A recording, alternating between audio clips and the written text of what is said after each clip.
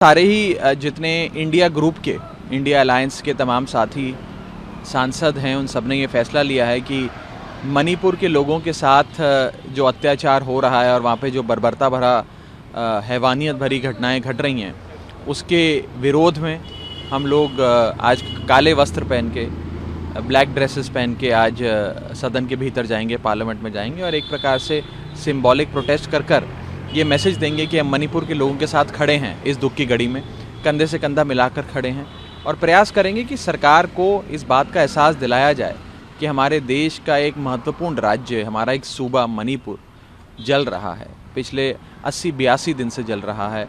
सरकार से विनती है कि बचा लो मणिपुर को, अपनी संवैधानिक जिम्मेदारियां निभाओ। अनुच्छेद 355 और अनुच्छेद 356 का पालन करते हुए मणिपुर में केंद्र सरकार की जिम्मेदारी बनती है कि शांति भाईचारा बहाल करे और आज की जो वहाँ सरकार है उस सरकार को बर्खास्त करे, मुख्यमंत्री को अनसेरेमोनियसली सैक करे। बिजनेस एडवाइजरी कमेटी की मीटिंग का भी प्लान थी? देखिए, हमारी मीटिंग पहले से ही थी और बिजनेस एडवाइजरी कमेटी की मीटिंग का एक जो फैसला लिया गया है वो सबने मिलकर लिया है और शायद इसीलिए लिया है क्योंकि उस बैठक में जो विपक्ष की बात रखी जाती है, जो इंडिया अलायंस के जो साथी हैं उनकी बात रखी जाती है, उनकी बात पे ज़्यादा कोई गौर फरमाया नहीं जाता है।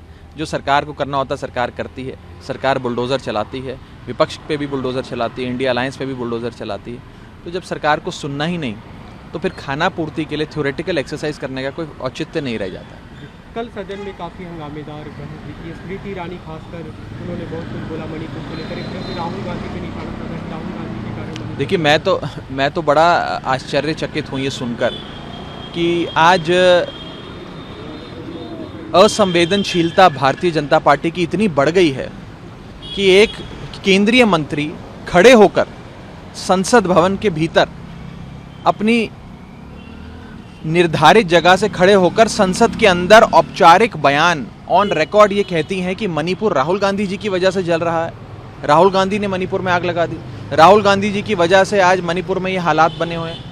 मैं तो समझ नहीं पा रहा हूँ क्या बयान दे रहे हैं, कैसे दे रहे हैं। क्या राहुल गांधी की सरकार है मणिपुर में? क्या राहुल गांधी देश के प्रधानमंत्री हैं? क्या इंडिया अलायंस की सरकारें चल रही हैं दोनों जगह?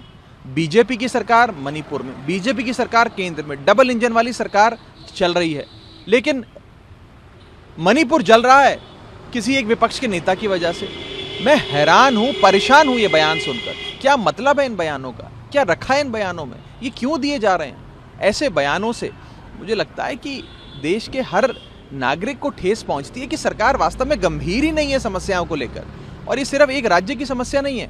उनकी इस बयानों से ये समझ में आता है कि उनको इस देश की किसी भी समस्या से कुछ लेना देना ही नहीं है।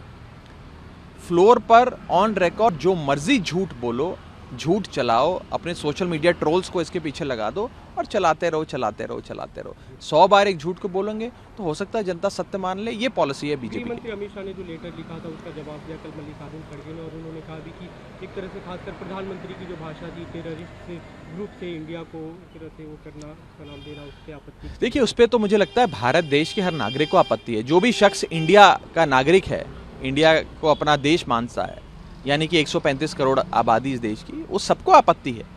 क्या इंडिया को एक अंग्रेजों की लुटेरी कंपनी के चश्मे से या एक आतंकवादी संगठन से देखना सही है? और क्या वो माननीय प्रधानमंत्री जी को शोभा देता है? हर चीज में इंडिया है, हमारे कण कण में इंडिया बसता है। Government of India, prime minister of India, constitution of India, Indian army, Indian air force, Indian navy, make in India, startup India, digital India, खेलेगा इंडिया, बढ़ेगा इंडिया, बढ़ोगा, सारी चीजों में इंडिया है। अब क्या ये इंडिया शब्द को भी निकाल लेंगे? और मैं याद कराना चाहता हूं आज की बीजेपी को और आज के प्रधानमंत्री जी को कि याद करिए अटल बिहारी वाजपेयी जी का दौर, जिन्होंने इलेक्शन कैंपेन अपना 2004 में चलाया था, जिस कैंपेन का नाम था इंडिया शाइनिंग। क्या अब आप इंडिया शाइनिंग पे भी प्रश्न चिन्ह खड़ा करेंगे? एक अंतिम सवाल, आप लोग नो कॉन्फिडेंस मोशन की तैयारी कर रहे हैं, उसका प्रस्ताव दिया गया है, लेकिन कल प्रधानमंत्री ने खुलकर कहा कि हम तीसरे टर्म की उन्होंने बात की और उन्होंने कहा कि तीसरे टर्म में इंडिया 3 ट्रिलियन। देखिए, जो बात कल कही गई कि भारत देश दुनिया की तीसरी सबसे बड़ी अर्थव्यवस्था बनने जा रहा है, ये एक अरिथमेटिकल इनएविटेबिलिटी है, यानी कि ये होना निर्धारित है। सरकार जो भी हो, ये होना लाजमी है। जिस प्रकार से भारत देश में गुड्स एंड सर्विसेज का उत्पादन होता है, वैल्यू क्रिएट की जाती है, एक बड़ी आबादी वाला देश है, उसका आप अगर सरल फॉर्मूला लगाएं तो भारत देश 5 ट्रिलियन इकोनॉमी बनेगा, भारत देश दुनिया की तीसरी बड़ी अर्थव्यवस्था बनेगा।